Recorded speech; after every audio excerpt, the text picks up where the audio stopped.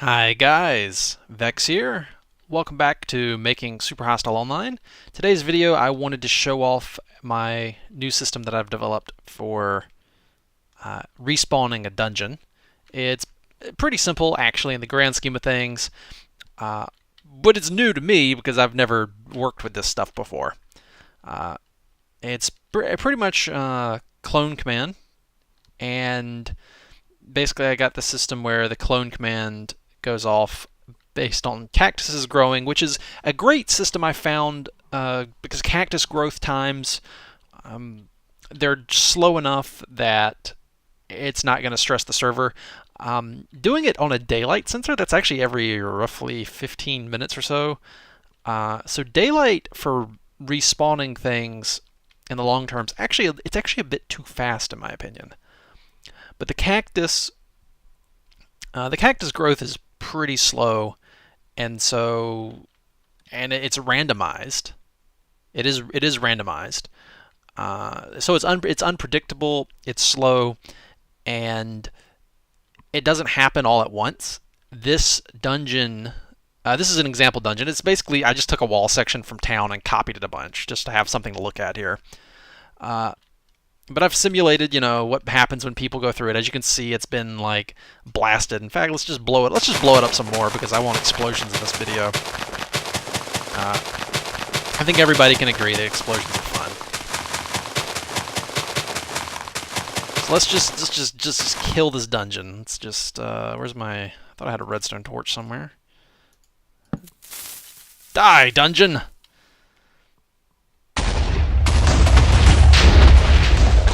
Oh. Unpredictable. TNT is unpredictable. Yeah, there we go. Blow up for sure now. That's better. So, we got that going. We come in here, we can light it all up. This is definitely starting to look like a super hostile dungeon that's been conquered. It's been lit up. Blocks have been broken everywhere. It looks like a war zone. All it needs is what else does it need? Oh, I know. What's like a conquered super hostile area have in it? Maybe cobblestone or wood, probably cobblestone, and then like some of this. Oh, uh-oh.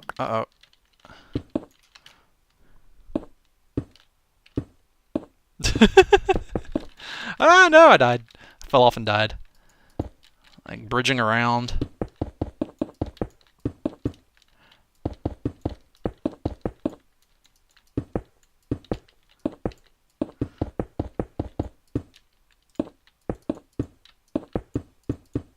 And then maybe like lava bucket ho! Some lava buckets thrown around. Just like cover everything in lava. So yeah, this is looking pretty. There we go. All right, yeah, that looks like a conquered super hostile dungeon now. It's got torches, it's got lava flowing, it's all blown to hell. All right.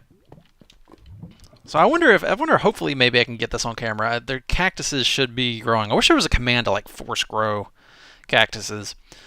So the way this works is the cloning modules are all here, and the pristine master template of the dungeon is here, and the cactuses, you've got like a little window cut out so you can see what's going on in here. It's actually super simple, but I might go activate one if cactuses don't grow. Let's go take a look at so age 0, age, oh, that one's close. Age 3, age 7. I might just do. Give me that. Let's just pretend this cactus on the upper level grows, and I'll just throw it straight down here.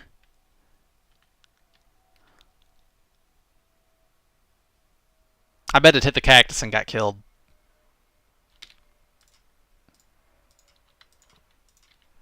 Let's try that again. Okay, so let's pretend a cactus falls down there. There we go. and it clones them. And you can see that this section here, now I've had to do it in layers, and because the clone command can only get so big, and it's like 3,200, what is it? 30. It's like 32,000 blocks or so, and so I've got it pushed right up to the limit there with the dimensions I'm using here. So this slice is now cloned, and as you can see, it's gotten rid of everything. And let's just go through here. There's our, grab our thing back up. Boom, boom, boom, all the way down. Let's go see what it's doing now.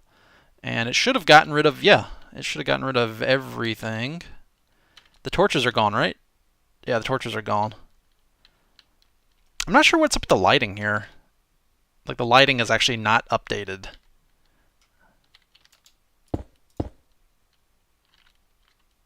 Okay. Oh well, but whatever. It's lighting issues aside, it's reset. And I think it's like, this looks bright right here, but it's not actually bright, right? Oh no, it is bright.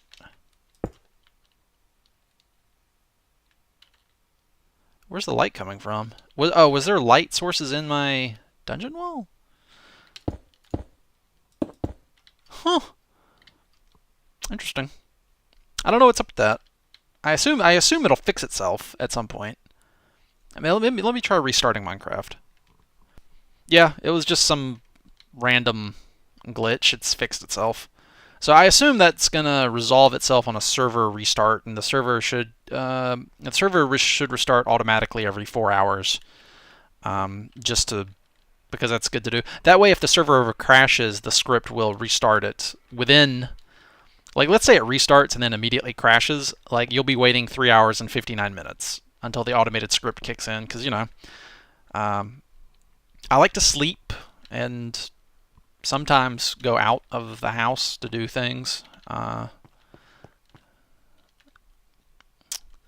So the automated restart script will take care of stuff like that. Okay, so yeah, that's it. I think so. You'll see in a dungeon, like, you can light up a dungeon and you can secure an area in a dungeon for a while, right? But eventually, the cactus is going to grow inside the walls, and then it's going to fill the dungeon back in. The dungeon will regenerate. So, and if I ever want to, and the cool thing is, if I ever want to make changes to a dungeon, I can come over to the master copy and mess with stuff in here, and then it will translate over to there. Like, if I wanted to have a loot, like, let's say at the top of the dungeon I wanted to leave some combat supplies. So up here at the top, there's a chest, and it's got a bow and some arrows and a sword. So that's pretty cool. So if this copies, it should copy it. Let's clone it again. So the copy should be over here, and it should have the stuff in it as well. Yeah. So you can have, so something else I could do is, maybe you'll find some blocks, like wood or stone or something. Alright, so I think that's it. You guys get the point. That basically I have these little, these dungeon floors, and they'll heal themselves. They regenerate, and I think that is awesome. It's a very simple system, and it's modular. It's easy on me to copy and paste. I could make this bigger if I wanted to. I could just, because each one of these on the screen here, it's basically 12 blocks tall. The bottom is marked off by these sea lantern blocks. So I can copy as many of these sections as I want to make the room as big as I want, up and down. So yeah. Anyway, that's it. I'm really looking forward to this. I am so excited to start working on dungeon floors. I'd like to have at least a few, like at least 2 floors ready for the launch. Uh, Hopefully, whatever time I have left over as I wrap up other things, any time I have left over between now and my launch date that I wanted to go for, which was the May the 1st,